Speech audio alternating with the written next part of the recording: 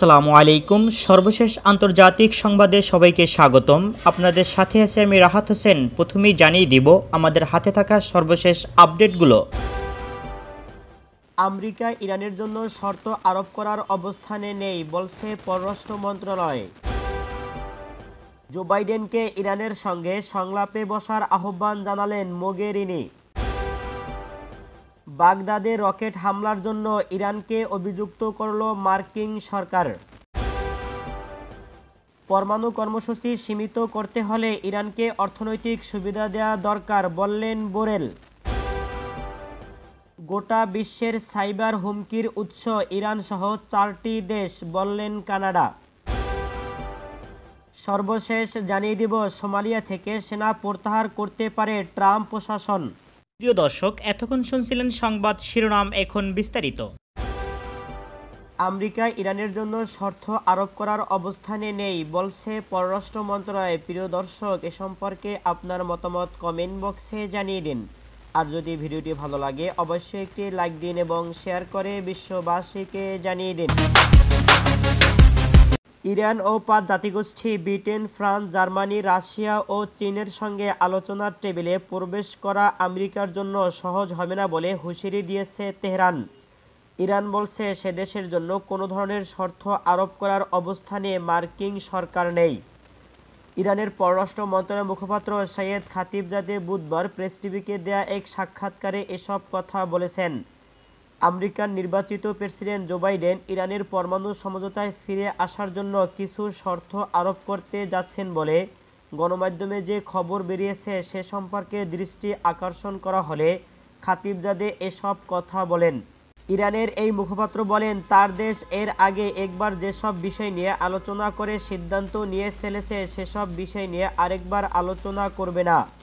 Iran কোনো অবস্থায় তার জাতীয় নিরাপত্তা নিয়ে আপোষ করবে না জানিয়ে খাতিবজাদে বলেন, প্রতিরক্ষা শক্তির প্রশ্নে পশ্চাৎ সরণ তো দূরের কথা, এ বিষয়ে সংলাপে যেতেই তেহরান রাজি নয়।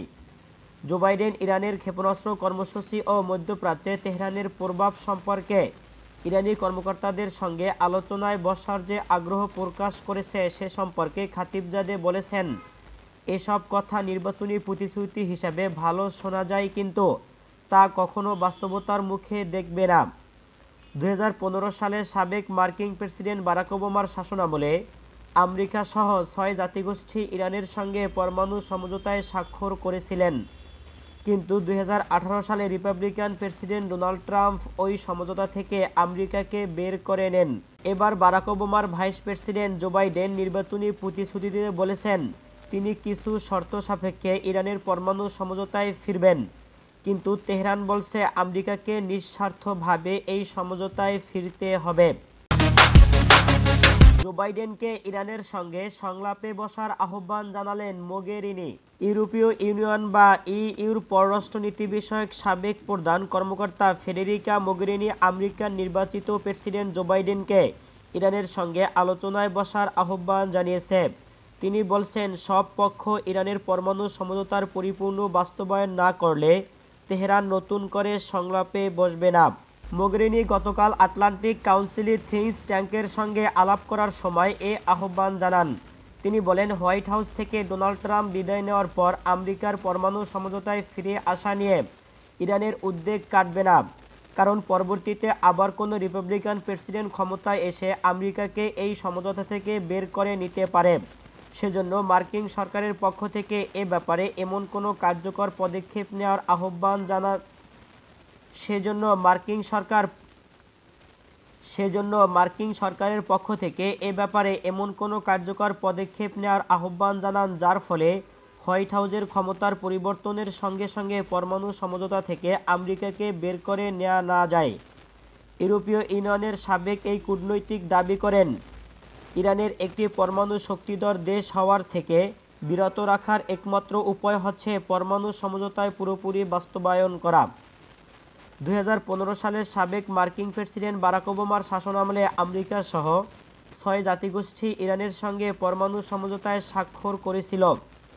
আমেরিকা, ব্রিটিশ, ফ্রান্স, জার্মানি, চীন ও রাশিয়ার সঙ্গে ইরানের এই সমঝোতা স্বাক্ষরে মধ্যস্থতার ভূমিকা পালন করেছিল ফেডেরিকা মোগেরিনি। কিন্তু 2018 সালের রিপাবলিকান প্রেসিডেন্ট ডোনাল্ড ট্রাম্প ওই সমঝোতা থেকে আমেরিকাকে বের করে নেন। এবার বারাক ওবামার ভাইস প্রেসিডেন্ট জো বাইডেন নির্বাচিত প্রতিশ্রুতি দিতে বলেছিলেন তিনি কিছু শর্ত সাপেক্ষে ইরানের পরমাণু সমঝোতায় ফিরবেন, কিন্তু তেহরান বলছে আমেরিকাকে নিঃস্বার্থভাবে এই সমঝোতায় ফিরতে হবে। এরকম একটি পরিস্থিতিতে মোগারিনি এ বক্তব্য দিলেন। বাগদাদে রকেট হামলার জন্য ইরানকে অভিযুক্ত করল মার্কিন সরকার।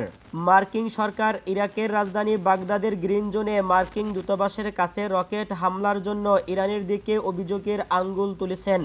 বাগদাদে মার্কিন দূতাবাস গতকাল এক বিবৃতি প্রকাশ করে দাবি করেছে, মঙ্গলবার রাতে বাগদাদের গ্রিন জোনে যেসব রকেটে আঘাত হেনেছে তা ইরান সমর্থিত গোষ্ঠীগুলো নিক্ষেপ করেছে। ইরাক সরকার গতকাল এক বিবৃতি প্রকাশ করে জানায়, মঙ্গলবার রাতে বাগদাদের মধ্য অঞ্চলে কে বা কারা 7টি রকেট নিক্ষেপ করে।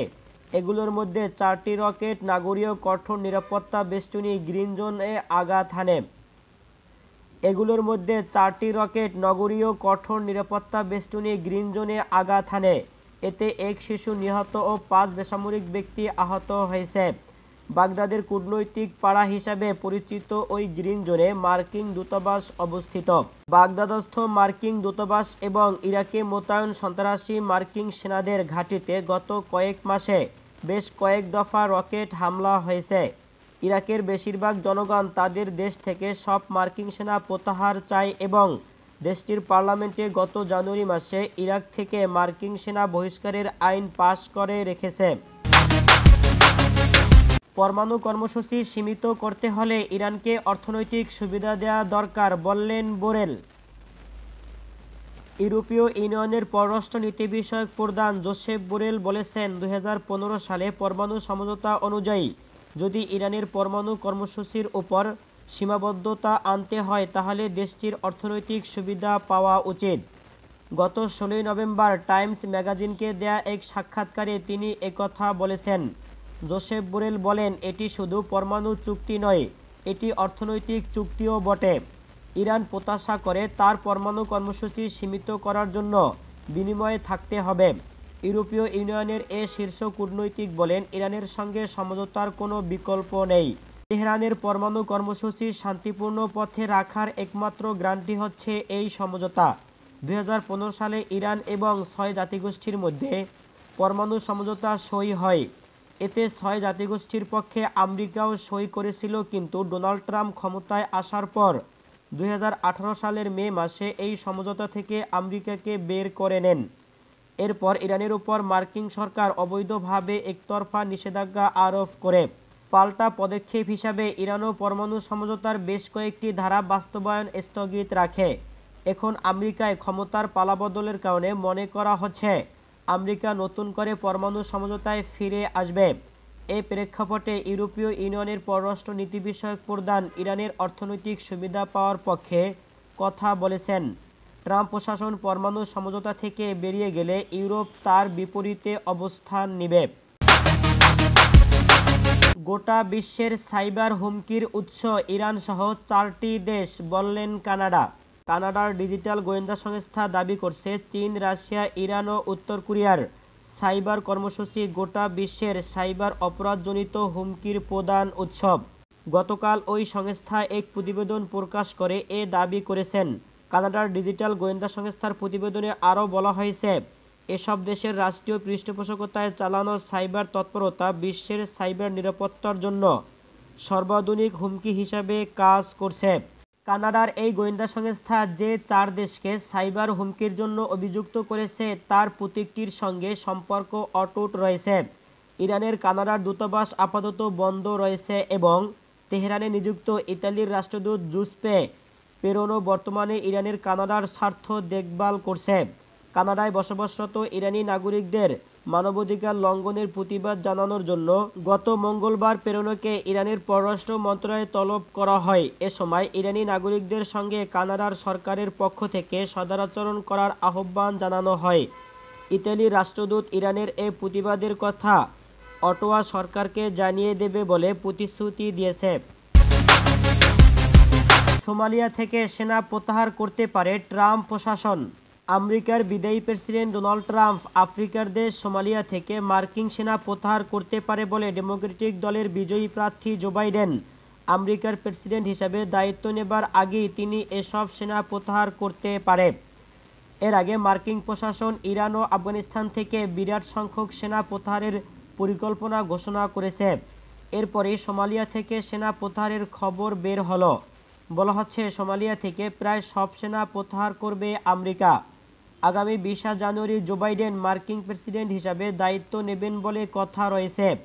আমেরিকার কয়েকজন সরকারি কর্মকর্তা নাম প্রকাশ না করার শর্তে বার্তা সংস্থা রয়টার্সকে জানিয়েছে, মার্কিন প্রতিরক্ষা দফতর সোমালিয়া থেকে সেনা প্রত্যাহার করার বিষয়ে এখনও কোনো নির্দেশনা পায়নি, তবে সেখান থেকে সেনা ফেরত আনার ব্যাপারে জল্পনা চলছে।